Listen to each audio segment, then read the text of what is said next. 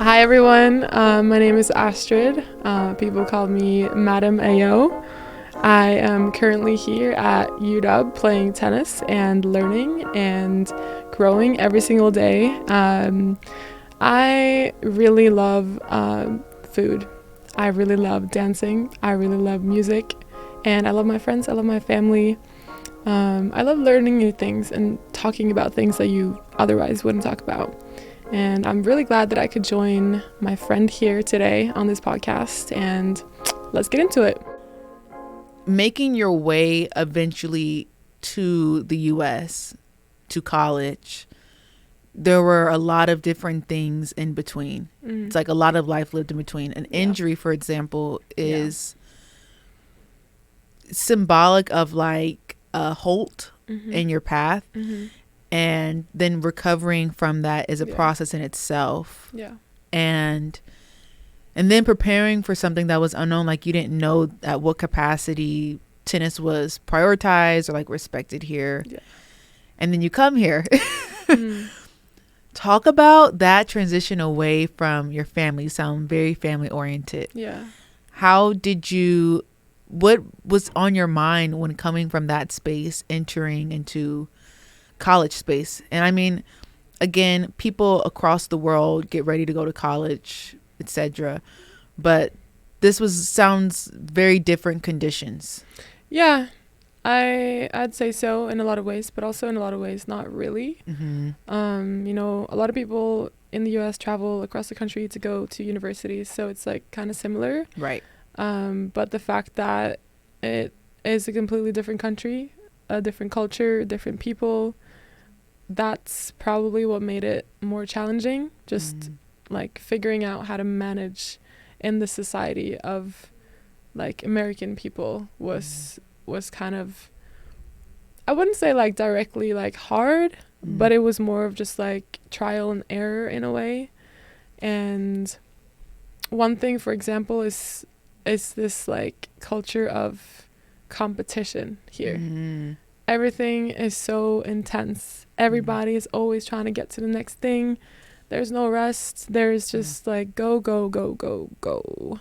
But in Norway, we actually have like weekends off, and you can go to lunch with your friends, and like without feeling super stressed about, oh my God, I have to work at 5 a.m. tomorrow until 12 p.m. or whatever, or 12 a.m. And just like the way that everyone is so like, not everyone, but a lot of people are cutthroat in like how they treat other people, and it's always like me. Like, how can I benefit myself? Like, giving is not really like a huge thing, I feel, from people, but like trying so hard not to generalize. I don't want to generalize, because there are so many great giving people that I've met here, but I know that also there aren't, and people tend to always like think about how they can like benefit their own careers themselves, and even if it's like on the behalf of someone they know, or I don't know. I feel like in Norway it's a little bit more of like, not completely like we're together, but in a way like if I make you my friend, you're my friend. If I see you down the hallway the next day, I'm gonna say hi. I'm gonna say what's good with you? Are you good? Like, how are you? But sometimes here, like, you encounter so many people that like the connections aren't as strong in a way, and that was also kind of challenging. I was like, well, I met you and we had like such a nice conversation, and then I see you like on campus and you don't look at me. I'm just like, my heart is broken. No, not really, but you get what I'm saying, though? Yeah. No, I hear you, because I'm thinking about, for someone who came here, you left your family, you're in this college experience, which, like you said, socially, anyone who goes to college knows that that's a part of it. And so you can anticipate that portion of it. But you're also trying to forge relationships, because this is a new place for you, period. And then in those relationships, you're becoming accustomed to a whole new culture in itself. And Norway is still considered the West, But when you started breaking down this stuff to me, I was like, really? Yeah. Like, oh, but then at the same time, like, kind of not surprised though, because I think that a lot of times people are transactional. Like Word. how I can benefit from you, Mm-hmm. or what I can have from you, and exploitative in that sense of like, you know, like you said, what I can take, how it benefits me. Mm-hmm. But getting back to like a state of being relational Mm-hmm. and like valuing and stewarding your relationships with people, it seems like it, like especially here, an intentional practice, Yeah. because it's not a value so much. Yeah. And then you have like throw social media in there, and like the image and ego that people create, that plays a whole role in itself. Yeah. Yeah. So every environment carries a culture. Yeah. And culture is basically just like the structure and the manner and fashion in which we operate. Mm-hmm. And something I've been thinking about lately is like we're all submitted to a culture. Did I talk to you about this? Maybe touch upon it. Maybe, yeah. Yeah. It's like we're all submitted to something. We're all Mm-hmm. under a culture. Like Western culture, we're under Western society, we're under Western culture. We adhere to elements and aspects. We may not always agree to it, but it's a part of how we've been brought up. And so thinking about like the culture of how you were brought up, right? And then coming here to a space, you talked earlier about trying to find your way within the social aspects of being here, transitioning and adjusting to that. Yeah. How did you manage to be resilient when things that appear to be one way were actually the complete opposite? And what were some expectations you might have had coming in that didn't land so well? Yeah, that's a good question. Thanks. I think that just me, I've always adapted and always kind of like found a way to fit in wherever I went. So I wouldn't say that it was super challenging, like I said before, but just certain aspects, like, yes, like my English is pretty good. Like in the beginning, the language aspect was kind of challenging. Like, for example, studying in a different language was one thing that was tough in the beginning. I was going to write an email to my advisor, and it took like 45 minutes to write like a normal email that takes me like 2 minutes now, or like not even. And also just learning the history of the US and how that plays a role into what words you can say and what words you shouldn't say. And I understand more now why people are more sensitive over certain things. Because in Norway, like, people are a little different with how they use language. They can like cuss you out and it's not even a big deal. And it's just like more of like intertwined with how you communicate there. So I have some experiences with me just playing around and then it being interpreted as something completely terrible. Like, I shouldn't have said that at all. Like, for example, I was like with my coach at my previous university. We were like joking around and he was like kind of like jabbing at me, like just making some cool jokes or whatever. And then I go like, ha ha ha, you idiot, or something. Like, just like, I was like, didn't land well. And he was like, don't you ever call me an idiot ever again. This is unacceptable. I was like, oh my God, like, so sorry. Like, I never intended it for it to be like that bad or anything. So like certain stuff like that was kind of like, oh, I gotta mind my words. Like, gotta mind my words. So yeah, just small things like that, really. And I told my friends, I remember this, like, I don't know, 2-3 weeks ago, I just told them, like, I've been here 3.5 years now, and just being here longer has, like, made my experience so much better because I know better how to navigate with, like, American culture. I know how to act right. I know how to, like, speak better, and I know how to move in this kind of flow of people and life. It's fascinating because it's like in that that's a tough example. The the coach. Yeah, I'm sorry. Still to this day, I'm sorry. But we had a great conversation about it. Like after, and he was like, "Oh, really? Like that's how it is." So we're learning. We're learning. Yeah. So, yeah. It's like thinking about that element and it being like a cultural thing of like adapting. I wonder how much in that have you, because at the same time, still fairly young and like figuring out yourself, how much of that are you learning your own culture of self within trying to merge into this larger culture for your own social safety, Yeah, please, well-being, but also for the advancement of what you're dedicated to and you care about, which is tennis. Like, how have you, in what ways have you found yourself shrinking? In what ways have you found yourself growing? Mm-hmm. And in what situations have been really hard and low that you have had to grow from or come up from? Ugh. Yeah. Like right now, I feel like things are actually like going my way a little bit. Knock, knock, knock, knock. Which hasn't really been the case at all for the last years that I've had in college. Mm-hmm. It's been everything from sickness to injuries to what I understood as rejection from my previous school. That like actually kind of was tough. Mm-hmm.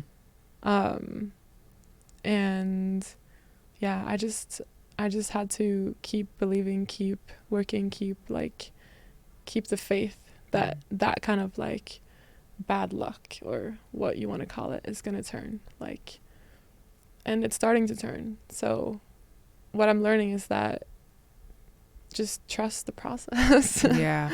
That's like a real thing. When I was back in like my dark place, or not, I don't know how dark it was, but it was kind of dark. I was like, people keep telling me to trust the process, blah blah blah, but right now like it ain't going my way. Mm-hmm. Like it's just not right now. And in that moment, it can feel like that's going to be everything. Yeah. You know? But then I have worked a lot of myself, like spiritually. I've learned to like know how to perceive things and how to manage my thoughts, my emotions, my feelings and everything. And I am grateful for that path. I think, yes, things were rough, but what do they say? Like a flower that grows from like asphalt or something is like, I don't know. There's some sort of saying, at least in Norwegian. Like the rose that grew from concrete. Or something like that. Yeah. And I feel like the more stuff that are bad that you have to endure and like go through is really what will end up like giving you strength. Just like your sweater right there. Yeah. Pain is a vehicle. Pain is a vehicle. Yeah. I did make this. Shout out to me. Shout out to you, queen. Shout out to me. But this was my literal, it had to become my mentality last year. Yeah. That pain is a vehicle. Because my truth is that pain, I feel like God uses pain to bring us in closer proximity to him. You don't know how genuine your faith is until a situation happens that tests your faith. And that's when you know that you're able to have hope in something that you cannot see, that's not tangible yet. Because sometimes we feel like it has to be mine for me to believe it. But in honesty, some of the strongest warriors are the people who go into the battle already knowing that they've won. Yeah. You know, like the best matches are the ones when you go in and you're like, I got this thing on lock. They don't know. But when you have that mentality, when you come into agreement with that and you allow that to be one, not based off of your own strength, but based off of your strong foundation, that gears you. And so it's like pain, especially in the middle of transitions, can be tough, whether it's like someone listening and they're going through grief, or they're going through moving, or about to get ready for college, or leaving college, whether it's someone who's like going out of a relationship or is entering a relationship, whatever it may be. Like, it's understanding that, I think what I'm also hearing you say is, it's understanding that everything is adding up to something. Mm-hmm. Nothing is wasted. Mm-hmm. Being in spaces and in times where sometimes you've been misunderstood, or your ability has been leveraged, maybe not for the best reasons or purposes. It's like understanding that there's a flow here because things have added up to something. Yeah. But at the basis of it is such a greater purpose. Yeah. You know, it's like, it's beyond it going your way. You know, there's something bigger at work, you know? Yeah. So I think about it like that. It's like a dream is in service of us, but a vision is in service of others. Yeah. Yeah. So literally, you've been built for this lifestyle. Yeah. Like, early on, trained, built. Somewhere within the midst of this, you knew it was going to lead to maybe not exactly this, but that it would lead to you playing tennis at another level. And with another levels meant sometimes distance and sacrifices. Yeah. But it sounds as though your family respects and understands. Yeah. And it's also parting ways with not just yourself in that landscape there, but also that version of yourself there. Yeah. Now, with being built for this, like literally young, how have you managed to, because I had this conversation on another episode with someone, they were talking about like, you know, God gives, God takes. There can be a day where I don't have this anymore. Who am I? And in the midst of your injuries and those transitions, how have you been able to understand yourself beyond the game? Yeah. Yeah. I mean, hello, my name is Astrid. I'm a tennis player. Right. Yeah. No. Yeah. Like, no. You're more than that, right? I am more than that. And I think even the question, like, who are you? It's just like an interesting question because, like, who are you? Like, how do you label who you are? You're literally, like, when people ask me that, I just say, like, I'm here. Like, I'm here. That's who I am right now. I'm just here. Like, I'm just here talking to you, just seeing what is in front of me and reacting to it and, like, talking. And I think that just, like, oh, she's a doctor, oh, she's a lawyer, or, like, even that is just, like, yes, that's what you do. Right. But that's not what you are and who you are. But, like, for classification reasons, I understand that it's easier that way. But I think that that kind of, like, puts limits to us as humans. Yeah. Because we are creatures on so many dimensions that go beyond just, like, what you do every day. You know, it's about what you feel, what you think, what you dream about, how you respond to things, and how you spread your light to other people. And going through whatever I've gone through also has brought me to this point, because I just understand, like, if you have a perspective of, like, okay, I am like an athlete, or I am like a nurse, you know, that's just, like, too limiting regardless, because your career can go, like, great sometimes, then it can go bad sometimes. And if you always let that kind of define you and your happiness, obviously that's going to be very turbulent. Yeah. And if you just find, like, stillness within yourself and just know that, like, regardless of what is happening outside of me, like, I know that, like, I am here and I'm just experiencing it. I'm not, like, identified with it. That's really, like, a change that I have learned to make in my life. And so I'm curious, what would you tell yourself, the version of yourself who first moved here? Like the girl who came right off the plane, had her bags. What would you tell her? What would you warn her about? Or encourage her. Yeah. I'd tell her, I'd be like, yo, relax. It's all gonna work out. Yeah, everyone has said that. Yeah. Like on this, Really? everyone has said they would tell the younger self is like chill. Yeah. Wow. I don't know what it is, but like when you start your process, you're always so like, I don't know, you just want it to be so good that you're stressing over like things that are nothing. Yeah. Nothing. And I would tell her just like, relax and do the best with what you have right in front of you right here, right now. That's literally it. And that's all you can do right now, The future is not here, so why think about it right now? Yeah. Like, the past is gone. Like, it's a part of you, but it's gone. So what can you do now, sister? That's what I would say. No, like managing what's in your hands. Yeah. That's so good. And what makes you more than an athlete? Everything.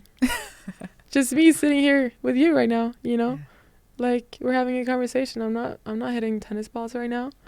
And I just love, everything about everything, dude. I kind of love life. That's kind of as you should, as you should. But just being like with my friends and just exploring, like my other talents outside of tennis, like such as piano, music and dancing. I love dancing. And just food. Food. Girl. Food. Food. How can I forget about food? Yeah, all of those things that just like makes the balance, because on the court you're so intense, you're so like focused, and then when you're done you just want to like disconnect and chill and just like be grounded and do like what makes you like thrive, happy, laugh, smile, cry, maybe, I don't know. But live, period. Yeah. And then one last question that I'm gonna have you do the introduction, and that is, what would you say, in a sentence, what has been the greatest thing transition has taught you? I know, not an easy one. You're like, dang, girl. You can do it. Come on. You can do it. Yeah. Just looking back, like the things that I've been through, it's like, wow, I'm sitting here right now. Girl, you can do this. If you can do that, you can do this. And regardless if you can do that, you can still do this, Just you can do it, period. That's all. So good. Yeah. So good. Yeah. More than an athlete. Facts. Woo!